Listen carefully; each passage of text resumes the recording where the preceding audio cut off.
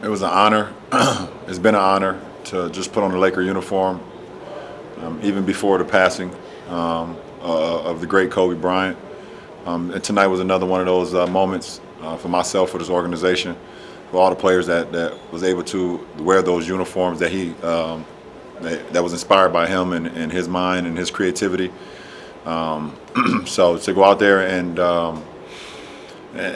one day removed from his birthday, and then his day of 8/24 to be able to have a game on this day, the stars aligned. I did notice that we were up 24-8 because I'm always trying to figure out what's going on throughout the course of the game. I'm always looking if we're up, if we're down, what's the team fouls and all of that nature. And when I looked up there and seen 24-8, I was like, okay, this is he's here in the building. So. It's a beautiful night for our franchise, and it's something that we probably will always remember. Game 4 of the 2020 playoffs in this moment. Hey, LeBron, just thinking about it today and being Mamba Day, what does the Mamba mentality mean to you specifically, and how do you think part of that might have played out? Just work hard. I mean, there's not much more you could say. Everyone has their own definition about it or their own mantra about it, but you don't see any benefits if you don't work. And I've always been like that. And to be able to continue his legacy is something that hits home for me, and it's easy for me because I put in the work. And if you want to see results, you gotta work at it. And it's not about the wins or the losses and all of that nature. Is just about, a lot of people want to see results, but a lot of people don't want to put in the work. And he wasn't one of those guys, and I'm not one of those guys. So it's just an honor to be able to continue that legacy. What was it about the offense, not just tonight, but last night, that it started to fall into place with LeBron for the entire team, and look, the three-point shots going down seems to be part of that. But so what has come together on that end for you guys this quickly? We just want to get better every game. We see in things that we can do better. The most important thing we've done in this series is we've taken our in-between games, film sessions, our meetings, and we've applied them to that next day. We look at film, we watch film, we know it's not much practice time. You really can't really get on the floor too much because you're playing every other day. So that next day is kind of the recovery day and things of that nature. But our minds are sharp and our minds are firing when we're in our film sessions, and that's been huge for our ball club so far. Alan? Joe Gordon. I forget what it is, but your record in closeout games is way up there. Does it feel good, one, to be back in this situation, closeout games, and what do you remember about what it takes to finish these off? It's the hardest game of a series. That's what I know. It's the hardest game because the team that you're playing with are desperate, and they're playing everything they're gonna have. They're gonna give you everything that they got because they know they can be sent home.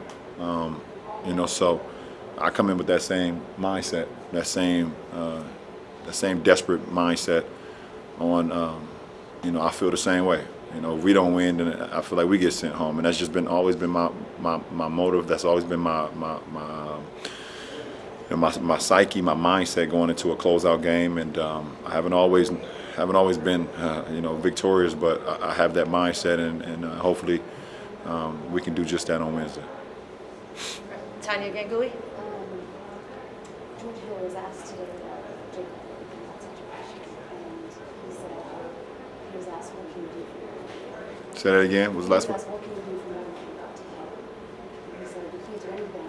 She may be encumbrance in every place. I know your thoughts on that have been a little bit different. I wonder what your reaction to that is. I don't have any reaction to George Hill's comment. Everyone has their opinion in reaction to what happened. What I can say is that if you're sitting here telling me that there was no way to subdue that gentleman or detain him or to just before the firing of guns, then you sitting here and you lying to not only me, you lying to every African American, every black person in the community, because we see it over and over and over. There was multiple, if you watch the video, there was multiple moments where if they wanted to, they could have tackled him, they could have grabbed him. You know, they could have done that.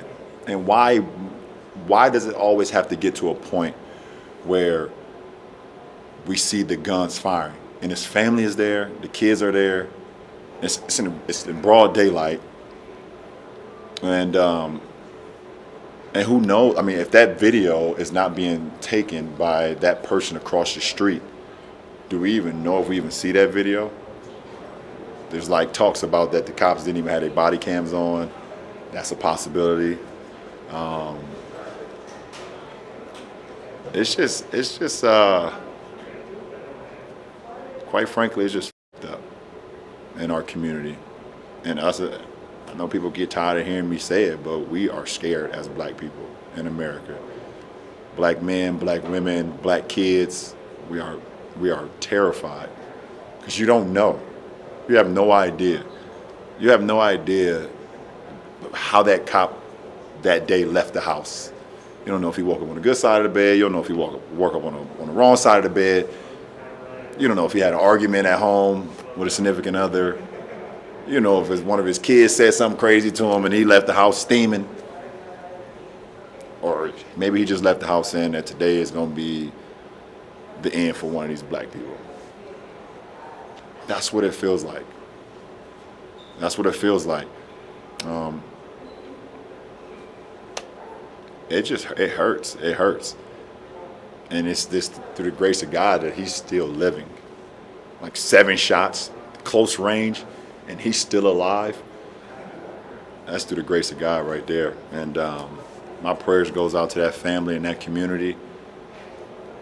But I got nothing nice to say about those cops at all. At all. Is it hard to play basketball when you see something like that and have this fear and anger and all the emotions of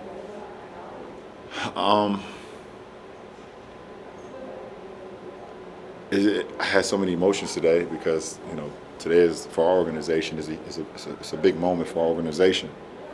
Today is Kobe Bryant Day. And we're supposed to be celebrating and rejoicing and remembering everything that he's ever done, not only on the floor but off the floor, of uplifting the game of basketball. And at the same time, I see the video today for the first time, and my emotions is all over the place. And I still have a job to do because I'm here, because I committed. And when I commit to something, I feel like I have to come through on it. That's just who I am. But it does not mean that I don't see what's going on and I won't say anything or continue to use my platform and continue to use my voice and continue to uplift all the other athletes, that let them know that they can say and do what's right and not fear what other people's opinions are.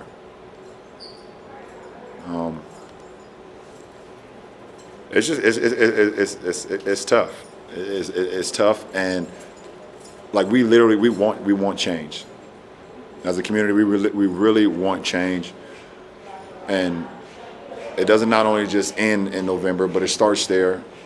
And but we got to continue to still keep our foot on the pedal. Then, even if we get what we want, we still need more. What are we getting? Because right now of what's going on is just not okay. And but I hope I can continue to uplift my community, uplift communities all over America, uplift the black community. Like I said, that's part of the reason why I started More Than a Vote, to, just to get people to understand how important our voices are. And the luxury of, partnering with the NAACP today, trying to get younger kids in there to help with the polls and things of that nature because of COVID, and the older generation are at risk, and it's just so much that we have to do. It's not like it's going to happen tomorrow, but being organized and having a plan and keeping our keeping our feet on the gas pedal is something that we got to do. I know I'm kind of all over the place, but my emotions is all over the place as well. It's really I can't even enjoy a playoff win right now, which is which is the sad part. All right, we're just gonna take a couple more. Kyle? Sorry, I know this is emotional. No, you can ask me anything. It's all good. You told us a couple weeks ago that you had this desire maybe to be out there with some of the Black Lives Matter marches and things like that. Obviously, here you have to take the behind closed doors approach to a lot of these issues. How do you kind of balance maybe your desire to have your hands on the situation versus the need to kind of have that organized plan?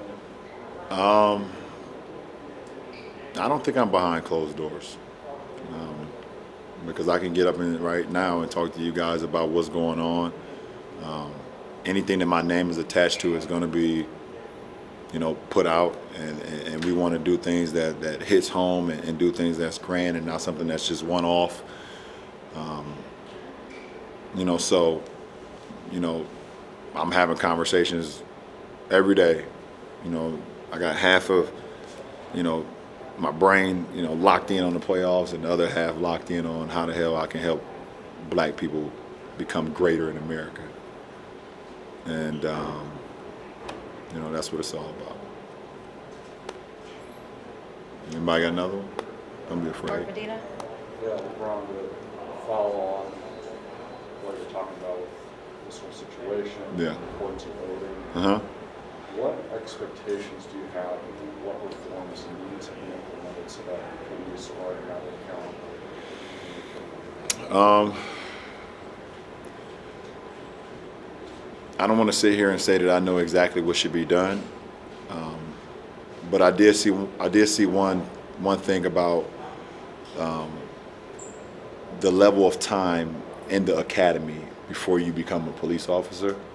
I think it was like, I don't know, I don't want to mess it up, but I know it wasn't that long till you go in an academy, and then becoming a police officer. We got kids that's going to college 3 or 4 years, maybe 6 years, to get, their masters, if they even have to, go again, and they still don't even get the opportunity at the workspace or the job that they actually want to get. But we have people who are going into the academy who's becoming police officers in a year or two or whatever. You guys can look it up and then tell me. So I don't want to get it wrong, but and I think firearms are a huge issue in America. I don't know how you clean that up. I'm not saying that I got all the answers, but guns are a huge issue in America. And they're not used for just hunting, that a lot of people do for sport. We right now, for black people right now, we are hunting, we think it's you hunting us. Unfortunately, there's just too many killings going on, and not only from the cops, but we also have our own thing that we got to deal with, that we got to get better at as well. The black on black crime, we got to get better at that as well. But what we continue to see from the people that's supposed to serve and protect, when I was in elementary and they used to come, to the elementary and they used to talk about how they, great to give us T-shirts, the crime dog used to come to the Dare, yeah. They used to come give us T-shirts. We was like happy to see him. I even had a couple, cops that I, growing up that I was like happy to see every now and then. But you always had like in the back of your head, you was like, just got to be careful. You always got to stay on your toes because you just don't know. You just don't know. I seen a video a few months ago. Was it a few months ago or maybe a couple months ago? A police officer rolled past and a kid was in his parking lot shooting basketball.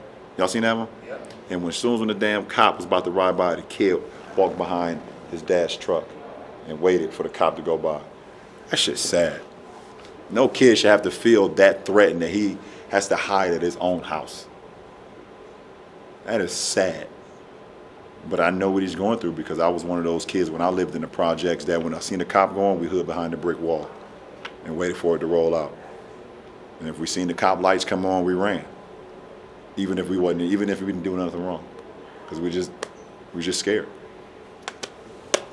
It's tough.